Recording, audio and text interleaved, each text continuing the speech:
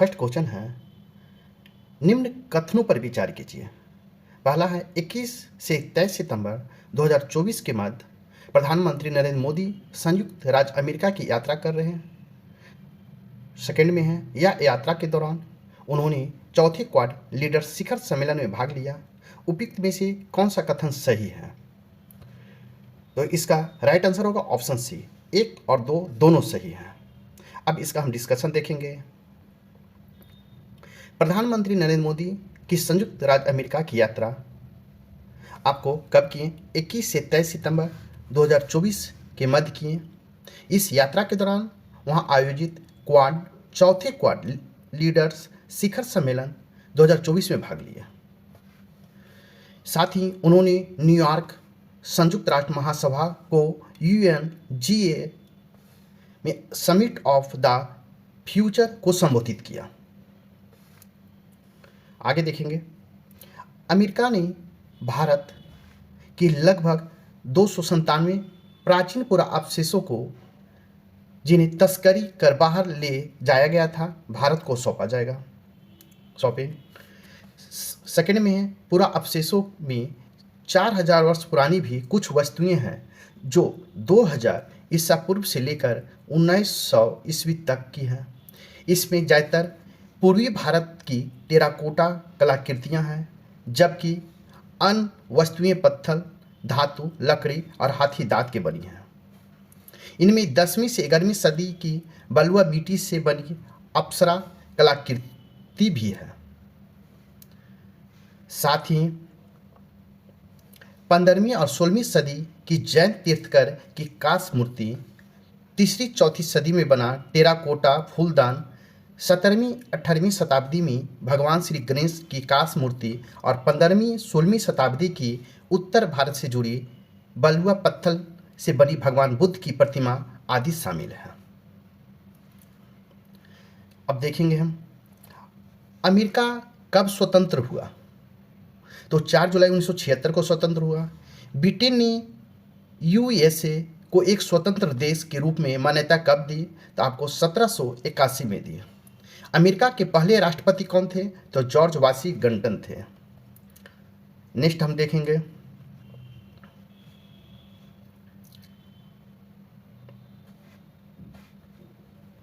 America की स्वतंत्रता के समय कौन अमेरिका के राष्ट्रपति था? हैरी एस ट्रूमैन थे। भारत की यात्रा करने वाले पहले अमेरिकी राष्ट्रपति कौन थे? तो व्हाइट डेविड आइजनहावर थे। कब किए? 1959 में किए। भारत के गणतंत्र दिवस समारोह में मुख्य अतिथि बनने वाले पहले अमेरिकी राष्ट्रपति कौन थे? तो बराक ओबामा थे। अब हम नेक्स्ट क्वेश्चन देखेंगे। क्वेश्चन है, तीसरा वर्ल्ड फूड इंडिया 2024 से संबंधित निम्न कथनों पर विचार कीजिए। फर्स्ट में है, 19 से 22 सितंबर 2024 के मध्य यह कार्यक्रम भारत मंडपम में नई दिल्ली में आयोजित हुआ। सेकंड में, इस कार्यक्रम की भागीदार देश दक्षिणी कोरिया है। इसमें पूछ रहा है कि कौन कथन सही है? तो आपको ऑप्शन ए सही होगा। 19 से 24 सितंबर 2024 के मध्य यह कार्यक्रम भारत मंडपम नई दिल्ली में आयोजित हुआ। इसका हम विस्तार रूप देखेंगे। तीसरा वर्ल्ड फूड इंडिया 2024,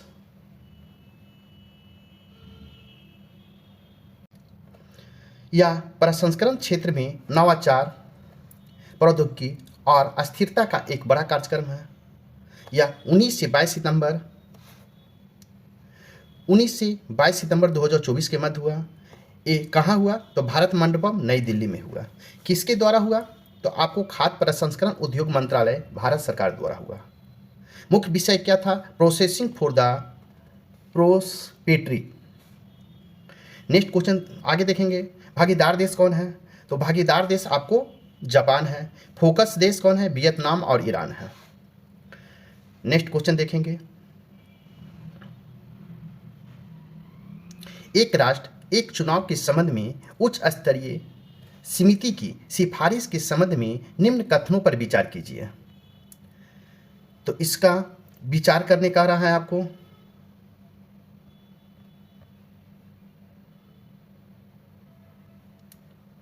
तो इसका फर्स्ट में है, एक में 2 चरणों का चुनाव करवाना। माने देश में 2 चरणों में चुनाव करवाना। सेकंड में पहले चरण में लोकसभा और विधानसभा का चुनाव एक साथ कराना। थर्ड में है दूसरे चरण में आम चुनावों के संपन्न होने के 100 दिनों के भीतर स्थानीय निकाय, पंचायत और नगर पालिकाओं के चुनाव कराना। अब हम फोर्थ में देखेंगे, सभी चुनावों के लिए एक समान मतदाता सूची तैयार करना। तो इसका राइट आंसर होगा ऑप्शन डी। क्या होगा? Option D. उपयुक्त में सभी सही हैं। अब इसका हम विस्तार रूप देखेंगे। एक राष्ट्र एक चुनाव के संबंध में उच्च स्तरीय समिति की सिफारिश की मंजूरी। यह मंजूरी केंद्रीय मंत्रिमंडल द्वारा दिया गया। कब? 18 सितंबर 2024 को। उच्च स्तरीय समिति द्वारा की गई मुख्य सिफारिश देश में 2 चरणों में चुनाव करवाना।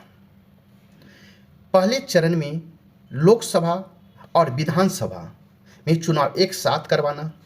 दूसरे चरण में आम चुनावों को संपन्न होने के 100 दिन के भीतर स्थानीय निकाय, पंचायत और नगर पालिकाओं के लिए चुनाव कराना।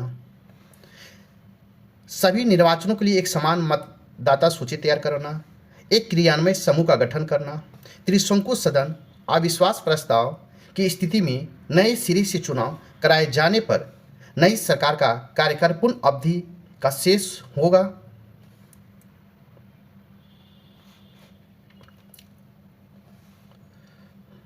समिति द्वारा लोकसभा और राज्य विधानसभाओं के कार्यकाल के तालमेल के लिए संविधान के अनुच्छेद 82A जोड़ने का प्रस्ताव। एक राष्ट्र एक चुनाव के संबंध में उच्च स्तरीय समिति का गठन भारत सरकार द्वारा 2 सितंबर 2023 को राजपत्र अधिसूचना के माध्यम से किया गया। इसलिए लोकसभा, राज्य विधानसभा, नगर पालिकाओं, पंचायतों में एक साथ चुनाव के तौर तरीके और जांच की सिफारिश करने हेतु उच्च स्तरीय समिति के अध्यक्ष कौन थे? तो उच्च स्तरीय समिति के अध्यक्ष रामनाथ कोविंद भारत के पूर्व राष्ट्रपति थे। उच्च स्तरीय समिति ने एक राष्ट्र एक चुनाव विषयक अपनी रिपोर्ट सौंपी। कब? तो 14 मार्च 2023 को राष्ट्रपति द्रौपदी मुर्मू को सौंपी।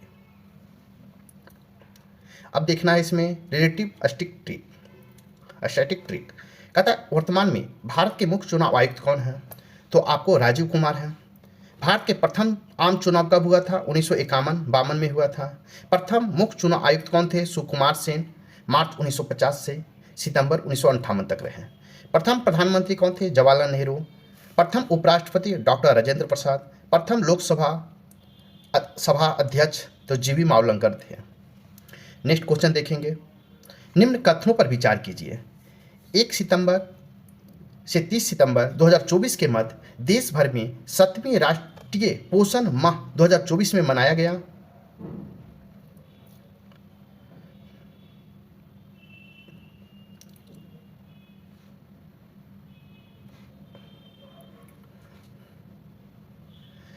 सेकंड में है 31 अगस्त 2024 को केंद्रीय महिला एवं बाल विकास मंत्री अन्नपूर्णा देवी ने नई दिल्ली में 7वें राष्ट्रीय पोषण माह का शुभारंभ किया। तो इसका राइट आंसर हो जाएगा ऑप्शन ए, सिर्फ 1 होगा। तो 1 में क्या है हम देखेंगे।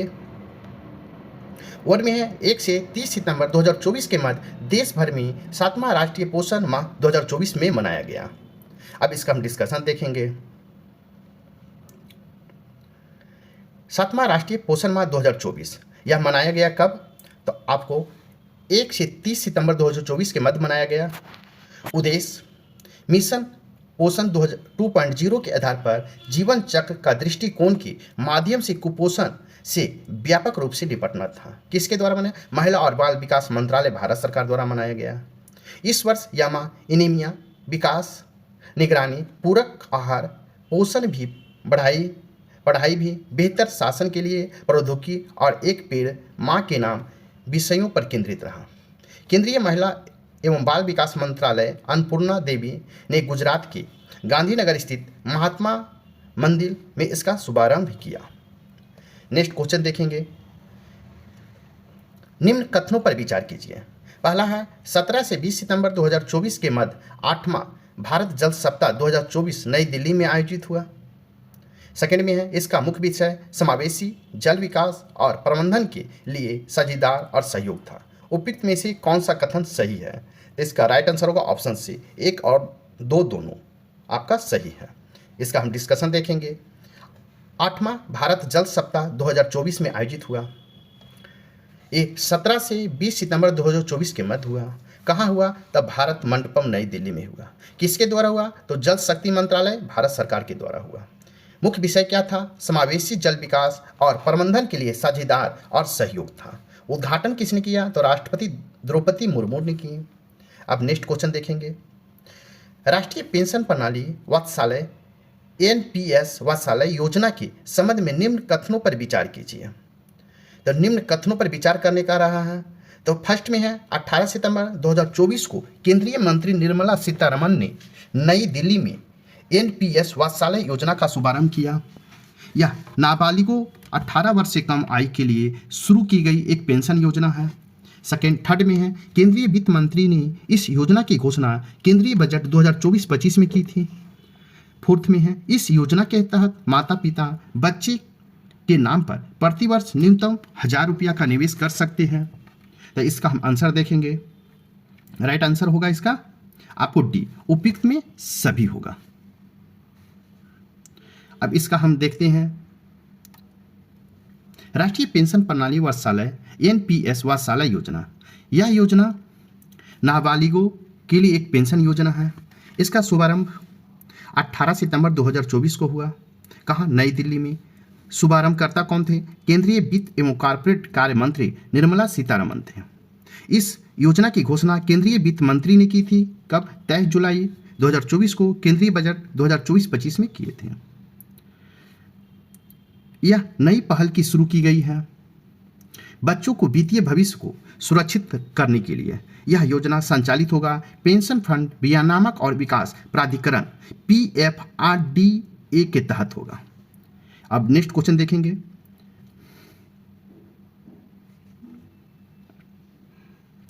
सोलह सितंबर 2024 को प्रधानमंत्री नरेंद्र मोदी ने भारत की पहली नमो भारत रैपिड रेल का उद्घाटन किया। यह रैपिड रेल कहां से कहां तक परिचालित है? तो आपको ए होगा, अहमदाबाद और भुज के बीच परिचालित है। इसका डिस्क्रिप्शन देखेंगे हम।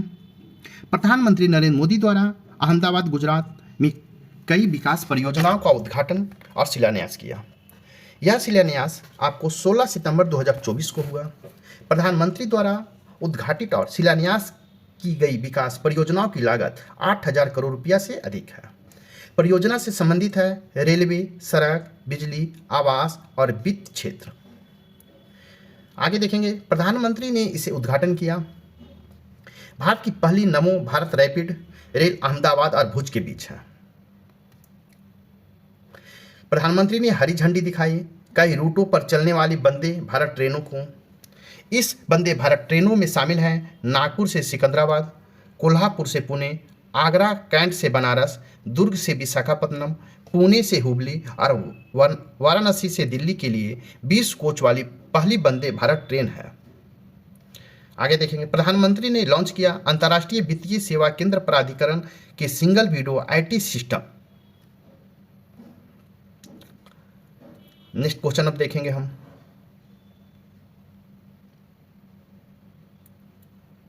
नेक्स्ट क्वेश्चन देखेंगे। 11 सितंबर 2024 को केंद्रीय मंत्रिमंडल ने मिशन मौसम को स्वीकृति प्रदान की। इस मौसम के संबंध में निम्न कथनों पर विचार कीजिए।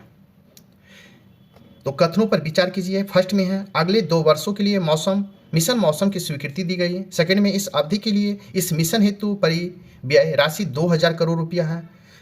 थर्ड में है मुख्य रूप से यह मिशन पृथ्वी विज्ञान मंत्रालय द्वारा क्रियान्वित किया जाएगा। इसका राइट आंसर होगा ऑप्शन डी, उपयुक्त में सभी के द्वारा। मौसम मिशन मौसम को हम देखेंगे डिस्क्रिप्शन को। इसकी स्वीकृति केंद्रीय मंत्रिमंडल द्वारा दिया गया। कब? तो 11 सितंबर 2024 को। मिशन की अवधि 2 वर्ष है। इस अवधि के लिए परिव्यय राशि 2000 करोड़ रुपया है। लक्ष्य भारत के हर मौसम के लिए तैयार और जलवायु स्मार्ट बनाना है। नेक्स्ट क्वेश्चन देखेंगे।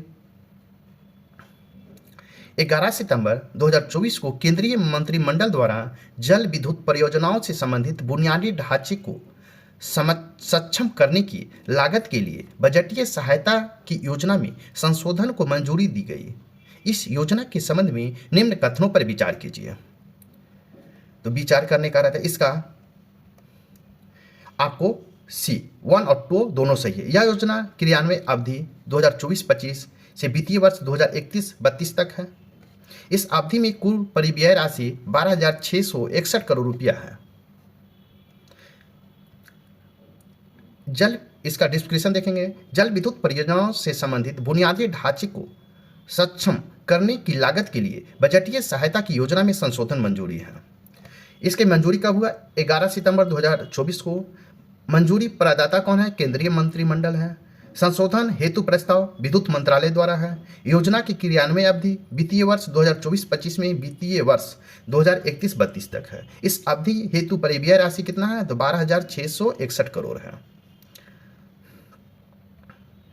नेक्स्ट क्वेश्चन देखेंगे।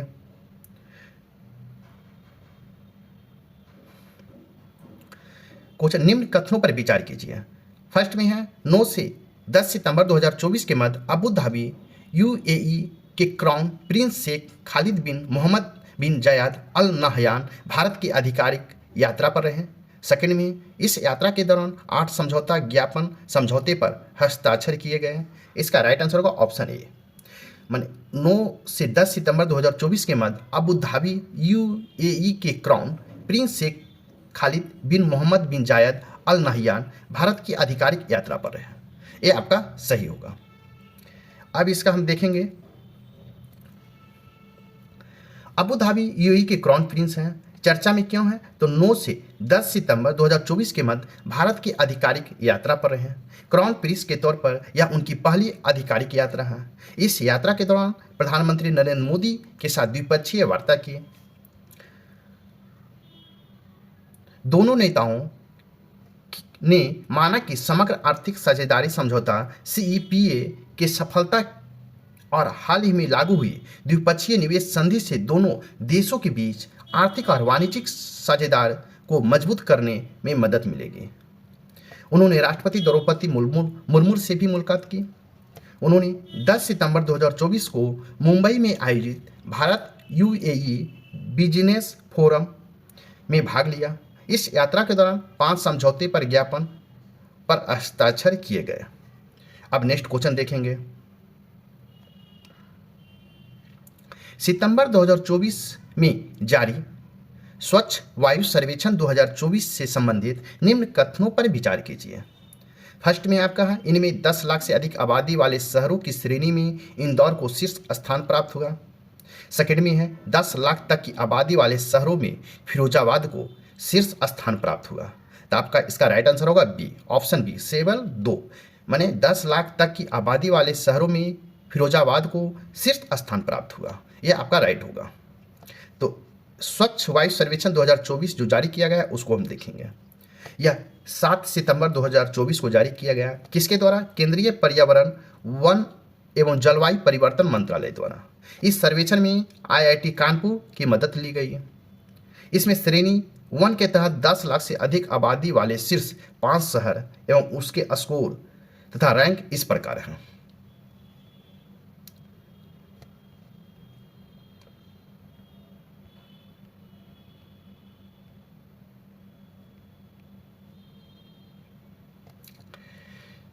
देखेंगे सूरत को रैंक 1 है, स्कोर 194 है। जबलपुर को रैंक 2 मिला है, आपको इसका स्कोर 193 है। आगरा को 3 है और इसका स्कोर 191 है। लखनऊ का 4 है और इसका स्कोर 189 है। कानपुर का 5 है और इसका स्कोर 183.8 है। इसमें दिल्ली स्कोर 181 को 7वां, वाराणसी स्कोर 176.50 को 9वां और पटना स्कोर 176 को 10वां स्थान प्राप्त हुआ है। इसमें श्रेणी 2 के तहत 3 से 10 लाख तक की आबादी वाले शीर्ष 5 शहर आते हैं। आपको फिरोजाबाद 1 रैंक, अमरावती 2, झांसी 3, गोरखपुर 4, नवी मुंबई 5। तो फिरोजाबाद का स्कोर कितना? 197, अमरावती का 195, झांसी का 193.50, गोरखपुर का 191.050, नवी मुंबई का है 190.50। इस श्रेणी 3 के तहत 3 लाख से कम आबादी वाले शीर्ष 5 शहर आते हैं। ये भी हम देख लेंगे। तो आपको रायबरेली को 1, स्कोर इसका 195.50, नलगोंडा का 2, स्कोर इसका है 187.50, नालगढ़ का 3 है, इसका है 186.50, तालचेर का है 4, इसका स्कोर है 186.3, हल्दिया का है 5, इसका स्कोर है 185.2। नेक्स्ट क्वेश्चन देखेंगे, सितंबर 2024 में पहला अंतर्राष्ट्रीय सोलर महोत्सव 2024 कहाँ आयोजित हुआ? इसका राइट आंसर होगा ऑप्शन ए, नई दिल्ली में आयोजित हुआ। पहला अंतर्राष्ट्रीय सोलर महोत्सव 2024 जो है आपको 5 से 6 सितंबर 2024 के मध्य हुआ। ये भारत मंडपम नई दिल्ली में हुआ। किसके द्वारा हुआ? तो अंतर्राष्ट्रीय सौर गठबंधन ISA के द्वारा हुआ। प्रधानमंत्री नरेंद्र मोदी ने वीडियो कॉन्फ्रेंस के जरिए इस महोत्सव को संबोधित किया। ISA की स्थापना 2015 में हुई थी। इसका मुख्यालय गुरुग्राम हरियाणा में है। नेक्स्ट क्वेश्चन देखेंगे,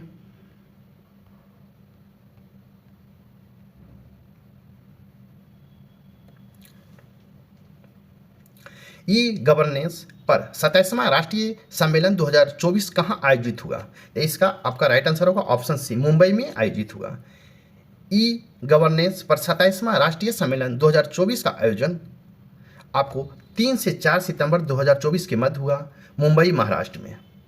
एक प्रशासनिक सुधार और लोक शिकायत विभाग, इलेक्ट्रॉनिक और सूचना प्रौद्योगिकी मंत्रालय, भारत सरकार द्वारा महाराष्ट्र सरकार द्वारा संयुक्त रूप से हुआ। इसका मुख्य विषय था विकसित भारत, सुरक्षित और सतत ई सेवा वितरण था। आगे हम क्वेश्चन देखेंगे। नेक्स्ट क्वेश्चन, निम्नलिखित कथनों पर विचार कीजिए। फर्स्ट में है 1 से 5 सितंबर 2024 के मध्य प्रधानमंत्री नरेंद्र मोदी, फर्स्ट ऑप्शन है 3 से 5 सितंबर 2024 के मध्य प्रधानमंत्री नरेंद्र मोदी ब्रुनेई, दारुसलाम और सिंगापुर की यात्रा की। सेकंड में है यह किसी भारतीय प्रधानमंत्री की ब्रुनेई, दारुसलाम की पहली द्विपक्षीय यात्रा थी। इसका राइट आंसर होगा ऑप्शन सी, 1 और 2 दोनों आपका सही है। प्रधानमंत्री नरेंद्र मोदी की ब्रुनेई और दारुसलाम सिंगापुर की यात्रा की। यह 3 से 5 सितंबर 2024 के मध्य यात्रा की है। ब्रुनेई दारुसलाम प्रधानमंत्री नरेंद्र मोदी अपनी यात्रा के पहले चरण में 3 से 4 सितंबर 2024 के मध्य इस देश की यात्रा कर रहे हैं। यह किसी भारतीय प्रधानमंत्री ब्रुनेई और दारुसलाम की पहली द्विपक्षीय यात्रा रही है। इस यात्रा के दौरान प्रधानमंत्री ने ब्रुनेई दारुसलाम के सुल्तान हाजी हसलन बोल्किया से मुलाकात की। इस यात्रा के दौरान प्रधानमंत्री ने ब्रुनेई दारुसलाम में भारतीय उच्चायोग के नए चांसरी परिसर का उद्घाटन किया। सिंगापुर 4 से 5 सितंबर 2024 के मध्य प्रधानमंत्री नरेंद्र मोदी सिंगापुर की यात्रा पर रहे। यह प्रधानमंत्री सिंगापुर की 5वीं यात्रा रही। इस यात्रा के दौरान प्रधानमंत्री नरेंद्र मोदी ने सिंगापुर के प्रधानमंत्री लॉरेंस बोग से मुलाकात की। दोनों नेताओं ने भारत सिंगापुर राजनीतिक साझेदारी की प्रगति की समीक्षा की और आपसी हित के क्षेत्रीय और वैश्विक मुद्दों पर विचारों का आदान प्रदान किया।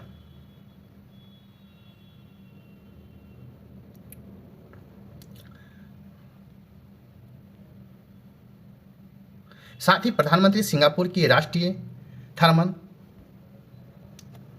पुष्प मुगन रत्न से भी मुलाकात की।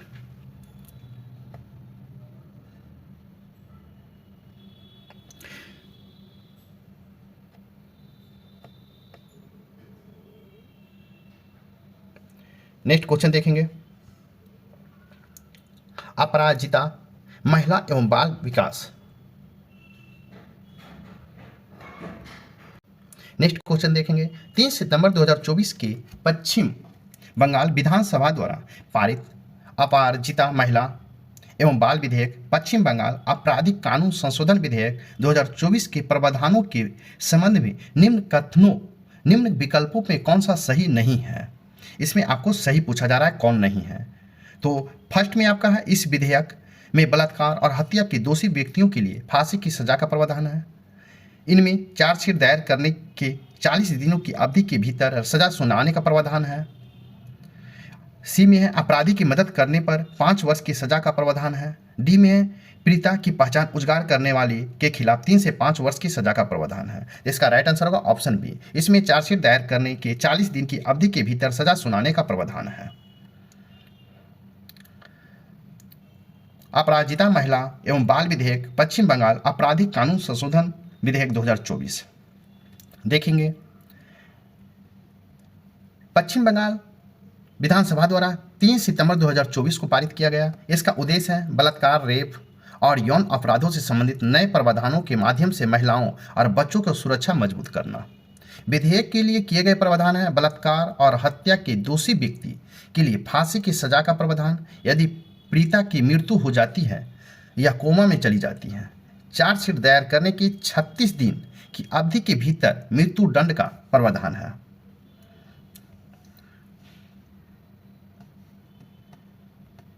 पुलिस द्वारा 21 दिन की जांच पूरा करने का प्रावधान। वैध कारणों से 15 दिन का विस्तार संभव। अपराधी की मदद करने पर 5 वर्ष की कैद की सजा का प्रावधान। प्रत्येक जिले में पुलिस उपाधीक्षक के नेतृत्व में स्पेशल अपराजिता टास्क फोर्स बनाने का प्रावधान है। नेक्स्ट क्वेश्चन देखेंगे। 2 सितंबर 2024 को केंद्रीय मंत्रिमंडल द्वारा मंजूर किए गए डिजिटल कृषि मिशन के संबंध में विकल्प में कौन सा तथ्य सही नहीं है? तो इसका सही आंसर होगा ऑप्शन बी। परिव्यय राशि में 1740 करोड़ रुपये का केंद्रांश शामिल है।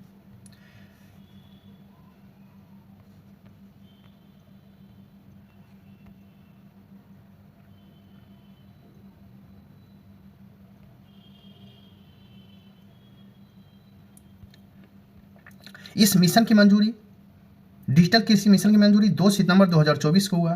केंद्रीय मंत्रिमंडल द्वारा मंजूरी प्रदत्त हुआ। परिव्यय राशि 2817 करोड़ रुपया है। इस परिव्यय राशि में केंद्रांश जो है 1940 करोड़ रुपया है। इस मिशन की परिकल्पना की गई है डिजिटल कृषि पहलों को समर्थन करने वाली एक व्यापक योजना के रूप में।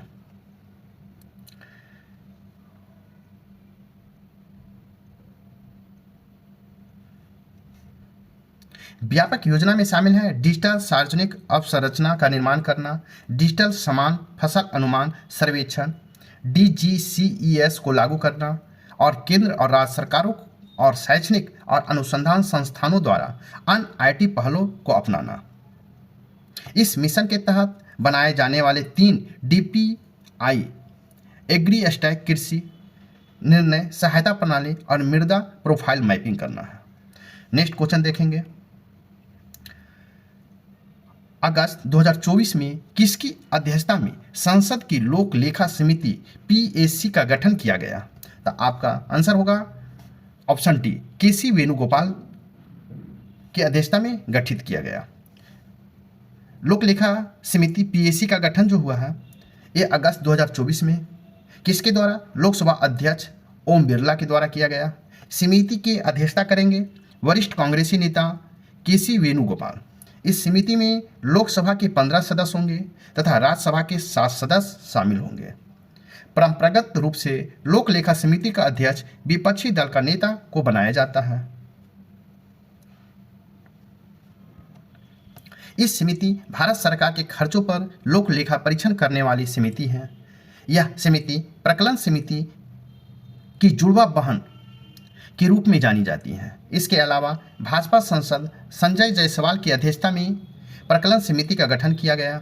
साथ ही भाजपा सांसद बैजयंत पांडा की अध्यक्षता में सरकारी उपक्रम समिति का गठन किया गया। नेक्स्ट क्वेश्चन देखेंगे। अगस्त 2024 में भारत में 3 नए आर्द्र भूमि को रामसर स्थल घोषित किया गया। इन 3 नए रामसर स्थल के साथ भारत में कुल कितने रामसर स्थलों की संख्या कितनी हो गई है? इसका राइट आंसर होगा ऑप्शन डी, 85 हो गया है।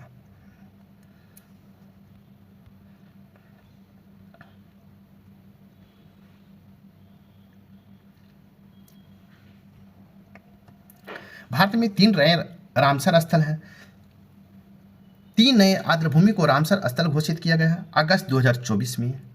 घोषित 3 नए रामसर स्थल में तमिलनाडु में स्थित नजरायन पक्षी अभ्यारण्य, काजुवेली पक्षी अभ्यारण्य और मध्य प्रदेश में स्थित तवा जलाशय है। वर्तमान में भारत में कुल रामसर स्थलों की संख्या आपको 85 हो गया है। भारत में सर्वाधिक रामसर स्थल जो है तमिलनाडु में है, जो 18 है।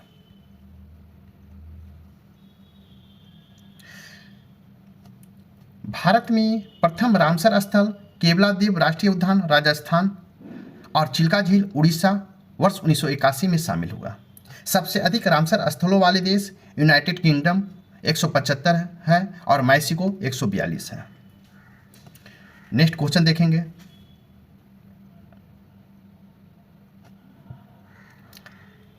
एकीकृत पेंशन योजना यूपीएस के संबंध में निम्न कथनों पर विचार कीजिए। तो विचार करने का रहा है, तो इसका राइट आंसर होगा ऑप्शन बी। इस योजना के तहत 25 वर्ष की न्यूनतम आहर्क सेवा के लिए सेवानिवृत्ति से पहले अंतिम 12 महीनों में प्राप्त औसत मूल वेतन का 50% सुनिश्चित पेंशन के रूप में प्रदान किया जाएगा। यह वेतन न्यूनतम 10 वर्षों की सेवा अवधि के लिए अनुपातिक होगा। ये आपका बी सही होगा।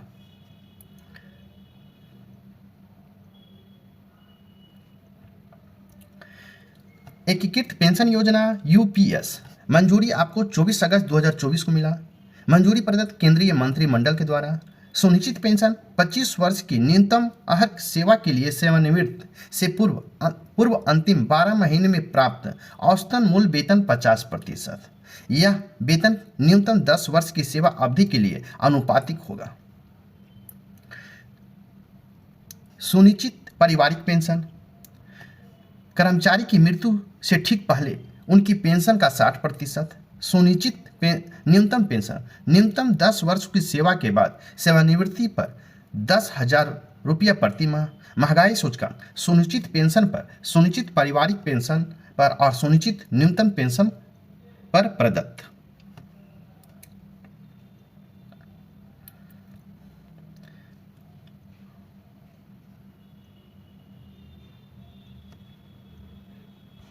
नेक्स्ट क्वेश्चन देखेंगे।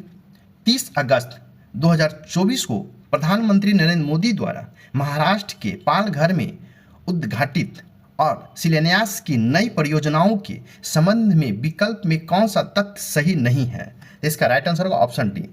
उन्होंने सिविल कम्युनिकेशन परियोजना का शुभारंभ किया। आपको सही नहीं पूछ रहा है, तो आपका ए सही, डी सही नहीं होगा। बाकी आपको ए, बी और सी सही होगा।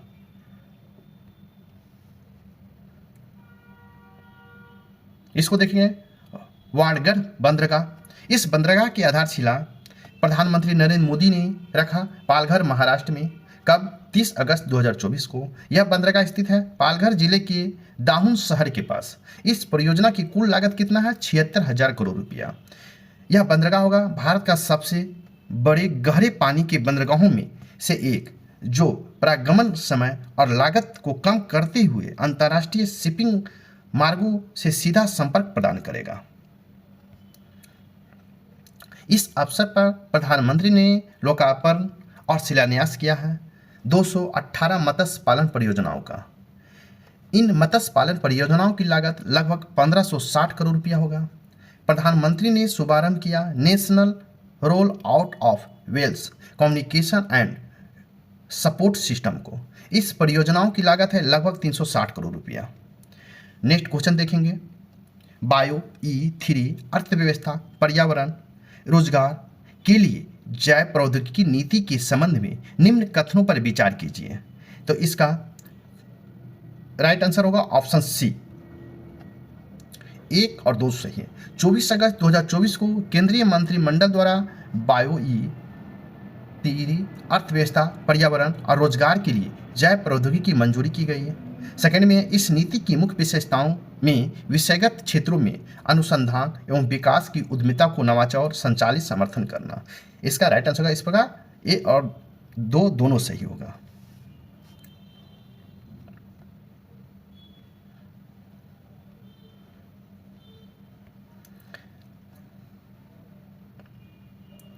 बायो E3 अर्थव्यवस्था, पर्यावरण और रोजगार के लिए जैव प्रौद्योगिकी नीति देखना है। तो इसकी मंजूरी जो है आपको 24 अगस्त 2024 को मिला।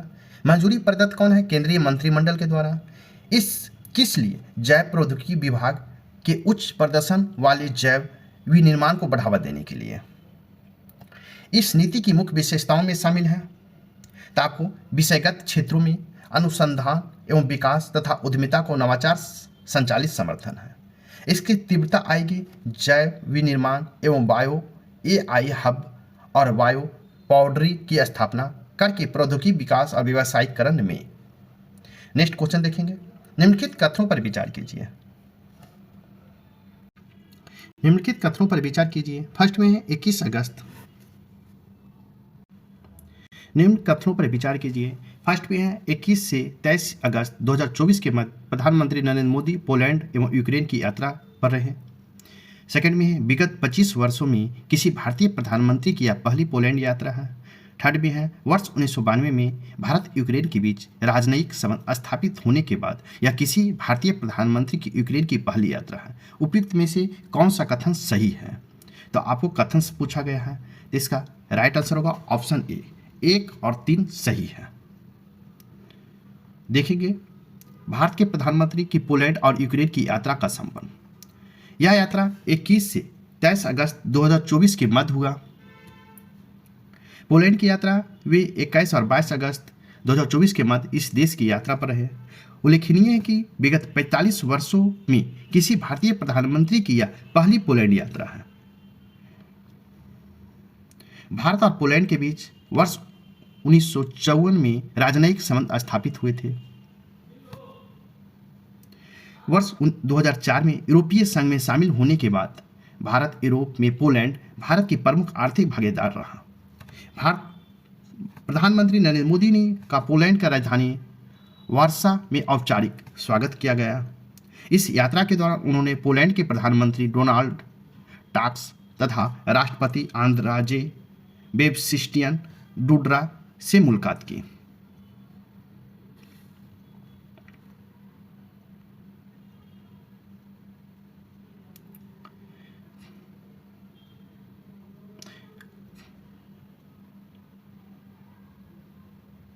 यूक्रेन की यात्रा के बारे में देखेंगे। इसके बाद प्रधानमंत्री नरेंद्र मोदी ने 23 अगस्त 2024 को यूक्रेन की यात्रा पर रहे। उल्लेखनीय है कि 1992 से भारत यूक्रेन के बीच राजनयिक संबंध स्थापित होने के बाद किसी भारतीय प्रधानमंत्री इस देश की पहली यात्रा है। यूक्रेन की राजधानी कीव में प्रधानमंत्री यूक्रेन के राष्ट्रपति वोलोडिमिर जेलेंस्की से मुलाकात की। इस दौरान प्रधानमंत्री ने यूक्रेन सरकार को 4 भीष्म सहयोग, हित और मैत्री के लिए भारत स्वास्थ्य पहल क्यूबस सौंपा। इस यात्रा के दौरान दोनों देशों के बीच हस्ताक्षरित समझौता ज्ञापन इस प्रकार है। फर्स्ट में है कृषि एवं खाद्य उद्योग के क्षेत्र में सहयोग पर समझौता। सेकेंड में है चिकित्सा उत्पाद विनिमय के क्षेत्र में सहयोग पर समझौता ज्ञापन। थर्ड में है उच्च प्रभाव सामुदायिक विकास परियोजनाओं को क्रियान्वयन के लिए भारतीय मानवीय अनुदान सहायता के संबंध में समझौता ज्ञापन। फोर्थ में है दोनों देशों के बीच वर्ष 2024-28 के लिए सांस्कृतिक सहयोग कार्यक्रम।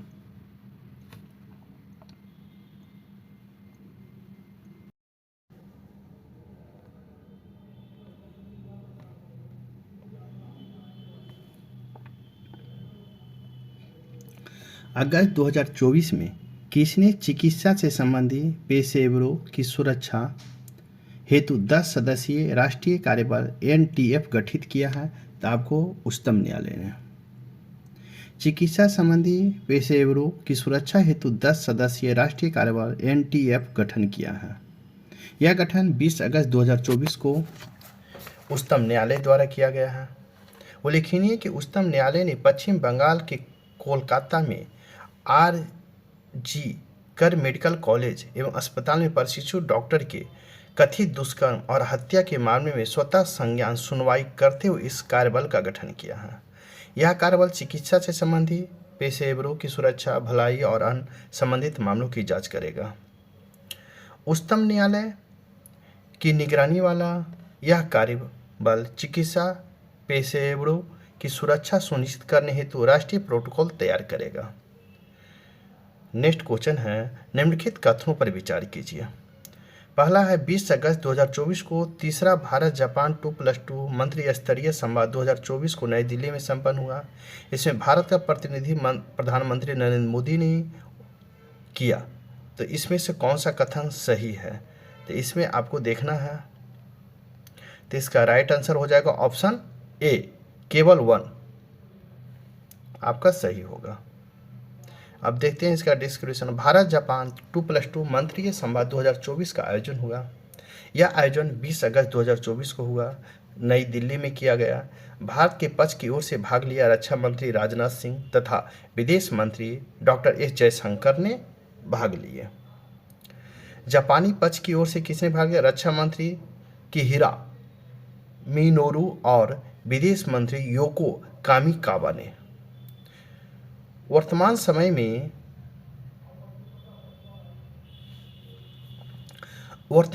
में 4 प्रमुख रणनीतिक साझेदारी संयुक्त राज्य अमेरिका, ऑस्ट्रेलिया, जापान और रूस के साथ 2+2 वार्ता है। नेक्स्ट क्वेश्चन है, निम्न कथनों पर विचार कीजिए। कथन पर विचार करना कह रहा है, तो इसका राइट आंसर होगा ऑप्शन सी, 1 और 2 दोनों। 19 से 21 अगस्त 2024 के मध्य मलेशिया और प्रधानमंत्री दातो सेरी अनवर बिन इब्राहिम भारत के राजकीय यात्रा पर रहे। इस यात्रा के दौरान दोनों देशों के बीच 9 समझौते ज्ञापनों पर हस्ताक्षर हुए हैं। इस प्रकार आपका दोनों सही है। इस प्रकार राइट आंसर सी होगा। नेक्स्ट देखना है, मलेशिया और प्रधानमंत्री दातो सेरी अनवर बिन इब्राहिम की भारत के राजकीय यात्रा पर संपन्न हुआ। यह 19 से 21 अगस्त 2024 को मध्य हुआ। प्रधानमंत्री के रूप में यह उनकी पहली भारत यात्रा थी। उल्लेखनीय कि भारत और मलेशिया के बीच मजबूत ऐतिहासिक, सामाजिक और सांस्कृतिक संबंध है। वह महात्मा गांधी की श्रद्धांजलि देने के लिए राजघाट गए थे। इसके बाद उन्हें प्रधानमंत्री नरेंद्र मोदी के साथ द्विपक्षीय वार्ता हुआ। इसके साथ ही उन्होंने राष्ट्रपति द्रौपदी मुर्मू के विदेश मंत्री डॉक्टर एस जयशंकर से मुलाकात की। इस यात्रा के दौरान 9 समझौते पर ज्ञापनों पर हस्ताक्षर किया। इस दौरान दोनों देशों के बीच प्रमुख घोषणाएं इस प्रकार हैं। मलेशिया को 2000 मीट्रिक टन सफ़ेद चावल का विशेष आवंटन। International big cat alliance IBCA में मलेशिया संस्थापक सदस्यों के रूप में शामिल हुआ। University Tunku Abdul Rahman UTAR Malaysia में आयुर्वेद चेयर की स्थापना। नेक्स्ट क्वेश्चन देखेंगे,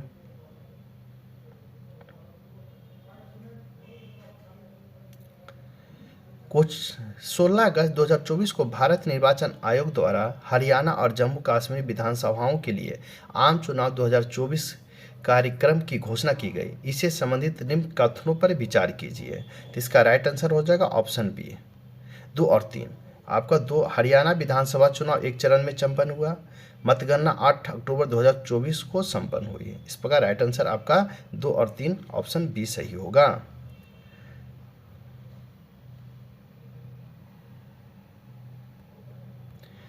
हरियाणा और जम्मू कश्मीर विधानसभाओं का चुनाव 2024 का कार्यक्रम 16 अगस्त 2024 को हुआ। किसके द्वारा? तो भारत निर्वाचन आयोग द्वारा। हरियाणा में सीटों की संख्या 90 थी। AC के लिए आरक्षित सीट 17 है। मतदान होगा एक चरण में। मतदान की तिथि 1 अक्टूबर 2024 को, हालांकि 31 अगस्त 2024 को चुनाव आयोग द्वारा इस तिथि को परिवर्तन की घोषणा की गई, जिसमें अब मतदान की तिथि 5 अक्टूबर 2024 है। मतगणना की तिथि 8 अक्टूबर 2024। जम्मू कश्मीर में कुल विधानसभा सीटियां संख्या 90 है। मतदान होगा 3 चरणों में। प्रथम चरण 24 सीटों के लिए मतदान तिथि 18 सितंबर 2024 को होगा। द्वितीय चरण 26 सीटों के लिए होगा। मतदान की तिथि 25 सितंबर 2024 को होगा। तृतीय चरण होगा 40 सीटों के लिए। मतदान की तिथि 1 अक्टूबर 2024 को होगा और मतगणना की तिथि 8 अक्टूबर 2024 को होगा। नेक्स्ट क्वेश्चन हम देखेंगे, इंडिया रैंकिंग्स 2024 से संबंधित निम्न कथनों पर विचार कीजिए। तो इसका राइट आंसर होगा ऑप्शन ए, 1 और 3। यह राष्ट्रीय संस्थागत रैंकिंग रूपरेखा NIRF के तहत देश के उच्च शिक्षा संस्थाओं में राष्ट्रीय स्तर पर जारी एक रैंकिंग है। भारतीय विज्ञान संस्थान IISc बेंगलोर विश्वविद्यालय की श्रेणी में शीर्ष स्थान है। इस प्रकार राइट आंसर ए होगा।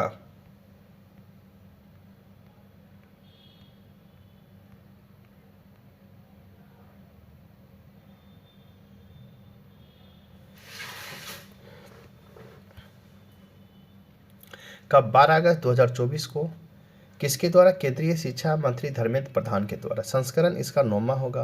क्या है? यह राष्ट्रीय संस्थागत रैंकिंग रूपरेखा NIRF के तहत देश के उच्च शिक्षा संस्थाओं का राष्ट्रीय स्तर पर एक रैंकिंग है। समग्र श्रेणी में 5 शिक्षा संस्थान हैं। IIT मद्रास चेन्नई तमिलनाडु में, सेकेंड में है भारतीय विज्ञान संस्थान बेंगलोर कर्नाटक में, तीसरा में IIT बॉम्बे मुंबई महाराष्ट्र में, चौथा में IIT दिल्ली नई दिल्ली में, पांचवा है IIT कानपुर उत्तर प्रदेश में। विश्वविद्यालय की श्रेणी में 3 संस्थान कौन है? तो विश्वविद्यालय की श्रेणी में आपको पहला होगा भारतीय विज्ञान संस्थान बेंगलोर कर्नाटक, सेकेंड में होगा जवाहरलाल नेहरू यूनिवर्सिटी JNU नई दिल्ली, तीसरा होगा जामिया मिलिया इस्लामिया नई दिल्ली। कॉलेज की श्रेणी में शीर्ष स्थान हिंदू कॉलेज दिल्ली है। अनुसंधान की श्रेणी में शीर्ष स्थान भारतीय विज्ञान संस्थान IISc बेंगलोर कर्नाटक है।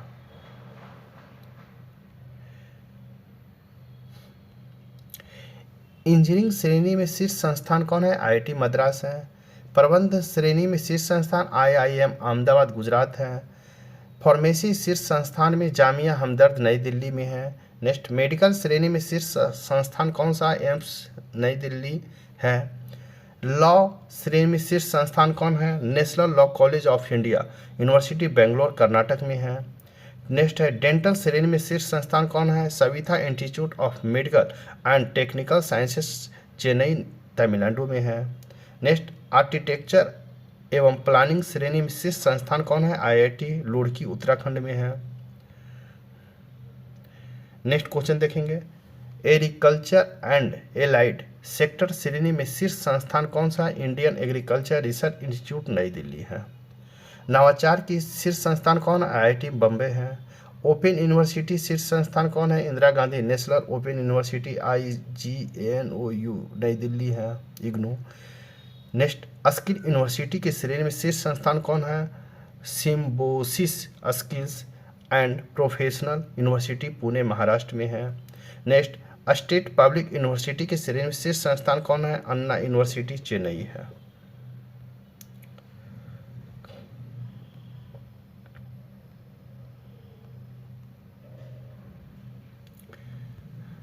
नेक्स्ट क्वेश्चन देखेंगे, अगस्त 2024 में केंद्रीय और राज्य सांख्यिकी संगठनों का 28वां सम्मेलन 2024 कहाँ आयोजित हुआ? तो डी, नई दिल्ली में आयोजित हुआ। केंद्रीय राज्य सांख्यिकी संगठनों का 28वां सम्मेलन 2024 का आयोजन आपको नई दिल्ली में हुआ। कब? 12 से 13 अगस्त 2024 के मध्य। कहाँ? डॉक्टर अंबेडकर अंतर्राष्ट्रीय केंद्र जनपथ नई दिल्ली में। किसके द्वारा? सांख्यिकी एवं कार्यक्रम क्रियान्वयन मंत्री भारत सरकार द्वारा। मुख्य विषय निर्णय लेने के लिए डेटा का उपयोग राज्य सांख्यिकी प्रणालियों द्वारा मजबूत बनाना है। नेक्स्ट क्वेश्चन देखना है, निम्न कथनों पर विचार कीजिए। आपको कथन पर विचार करने का रहा है। 7 से 9 अगस्त 2024 को मध्य 28वां दिल्ली पुस्तक मेला 2024 भारत मंडपम नई दिल्ली में आयोजित हुआ। इस पुस्तक मेले का थीम राष्ट्र निर्माण में पुस्तक है। तो इसका राइट आंसर होगा ऑप्शन बी।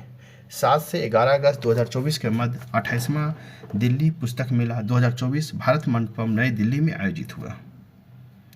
अब इसका हम डिस्क्रिप्शन देखेंगे। 28वां दिल्ली पुस्तक मेला का आयोजन 7 से 11 अगस्त 2024 के बाद हुआ। कहाँ? तो भारत मंडपम नई दिल्ली में हुआ। किसके द्वारा हुआ? तो the federation of India publish FIP के सहयोग से भारत व्यापार संवर्धन संगठन ITPO द्वारा हुआ। थीम क्या था?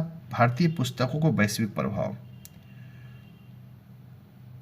भारतीय वायुयान विधेयक 2024 के संबंध में निम्न कथनों पर विचार कीजिए। कहता है निम्न कथनों पर विचार कीजिए, तो इसका राइट आंसर होगा ऑप्शन बी, केवल 2। यह विधेयक विमान अधिनियम 1934 का स्थान लेगा।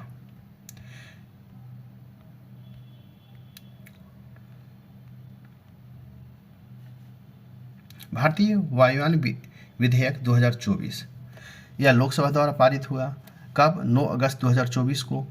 यह विधेयक स्थान लेगा विमान अधिनियम 1934 का। उद्देश्य क्या है? वायुयान की परिकल्पना, विनिर्माण, अनुरक्षण, कब्जे, उपयोग, प्रचलन, विक्रय, आयात और निर्यात के नियंत्रण के विनिमय का और उससे सशक्त और उसके आनुषंगिक विषयों का प्रबंध उपबंध करना। विधेयक के अनुसार नागरिक उड्डयन महानिदेशालय DGCA या नागरिक उड्डयन सुरक्षा ब्यूरो BCAS के आदेश के खिलाफ अपील केंद्र सरकार के समक्ष की जाएगी। नेक्स्ट क्वेश्चन है, निम्न कथनों पर विचार कीजिए। 5 से 10 अगस्त 2024 के मध्य राष्ट्रपति द्रौपदी मुर्मू फिजी, न्यूजीलैंड और तिमोर रिश्ते की राजकीय यात्रा पर रही। 2 में है, या भारत के किसी राष्ट्राध्यक्ष की फिजी और तिमोर रिश्ते की पहली यात्रा थी। इसका राइट आंसर होगा ऑप्शन सी। आपका दोनों सही होगा। इसका डिस्क्रिप्शन देखेंगे। राष्ट्रपति द्रौपदी मुर्मू फिजी, न्यूजीलैंड और तिमोर लेस्ते की राजकीय यात्रा। यह यात्रा आपको 5 से 10 अगस्त 2024 के मध्य हुआ। फिजी की यात्रा 5 से 6 अगस्त 2024 को राष्ट्रपति फिजी के दौरे पर रहे। यह भारत के राष्ट्राध्यक्ष फिजी का पहला दौरा है। इस यात्रा के दौरान उन्होंने फिजी के राष्ट्रपति रातू विलियमे मैवलिली कातोनिवेरे और प्रधानमंत्री सितिनेवी राबुका के साथ द्विपक्षीय बैठक की। उन्होंने फिजी की संसद को संबोधित भी किया। इस दौरान उन्होंने फिजी के सर्वोच्च पुरस्कार companion of the order of the Fiji से सम्मानित किया गया। न्यूजीलैंड की यात्रा। अपनी यात्रा के दूसरे चरण में यह 7 से 9 अगस्त 2024 के मध्य न्यूजीलैंड की यात्रा पर रहे। इस यात्रा के दौरान उन्होंने न्यूजीलैंड के गवर्नर जनरल डेम सीडी कीरो तथा न्यूजीलैंड के प्रधानमंत्री क्रिस्टोफर लक्सन की मुलाकात की। उन्होंने यह शिक्षा सम्मेलन को भी संबोधित किया। तिमोर लेस्ते की यात्रा। अपनी यात्रा के तीसरे और अंतिम चरण में 10 अगस्त 2024 को तिमोर लेस्ते की यात्रा पर रहे। यह भारत के किसी भी राष्ट्राध्यक्ष की तिमोर लेस्ते की पहली यात्रा है। इस यात्रा के दौरान उन्होंने तिमोर लेस्ते के राष्ट्रपति जोन्स रामोस होर्तो और प्रधानमंत्री जानाना गुस्माओ से मुलाकात की। इसके अलावा उन्होंने भारतीय समुदाय के सदस्यों के साथ बातचीत की। उन्होंने इस देश का सर्वोच्च नागरिक सम्मान the grand collar of the order of Timor Leste से सम्मानित किया गया।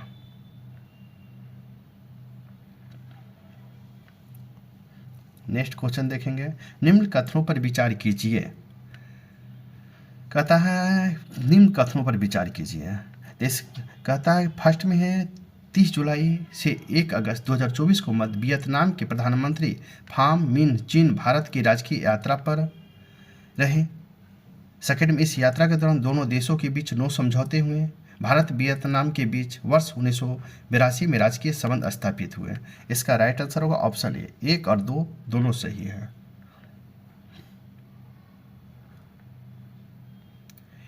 वियतनाम के प्रधानमंत्री फो मिन चिन की भारत यात्रा का राजकीय यात्रा। यह यात्रा 30 जुलाई से 1 अगस्त 2024 तक है। उनके साथ कई मंत्रियों, उपमंत्रियों और व्यापारिक नेताओं सहित एक उच्च स्तरीय प्रतिनिधि मंडल भी था। 1 अगस्त 2024 को उनका राष्ट्रपति भवन प्रांगण में औपचारिक स्वागत किया गया। इसके बाद महात्मा गांधी की श्रद्धांजलि देने के लिए राजघाट गए। इस यात्रा के दौरान उन्होंने भारत के राष्ट्रपति द्रौपदी मुर्मू और उपराष्ट्रपति जगदीप धनखड़ से मुलाकात की। उन्होंने इसके साथ ही उन्होंने प्रधानमंत्री नरेंद्र मोदी के साथ द्विपक्षीय वार्ता भी की। वार्ता के बाद दोनों देशों की साझेदारी को मजबूत करने हेतु 9 समझौते किए गए। उल्लेखनीय कि भारत वियतनाम द्विपक्षीय व्यापार $15 अरब तक पहुंच गया। कहाँ? भारत और वियतनाम के मध्य 1972 में राजकीय संबंध स्थापित हुए थे। नेक्स्ट देखेंगे अगस्त 2024 में उद्घाटित डिजिटल शक्ति केंद्र के संबंध में अगस्त 2024 में उद्घाटित डिजिटल शक्ति केंद्र के संबंध में निम्न कथनों पर विचार कीजिए। तो कथनों पर विचार करने का आ रहा है, तो इसका राइट आंसर होगा दोनों सही होगा। आपको ये है 5 अगस्त 2024 को राष्ट्रीय महिला आयोग के अध्यक्ष रेखा शर्मा नई दिल्ली में डिजिटल शक्ति केंद्र का उद्घाटन किया। सेकेंड में है यह केंद्र राष्ट्रीय महिला आयोग साइबर पीस फाउंडेशन के सहयोग से शुरुआत किया गया। इस प्रकार इसका राइट आंसर होगा ऑप्शन सी।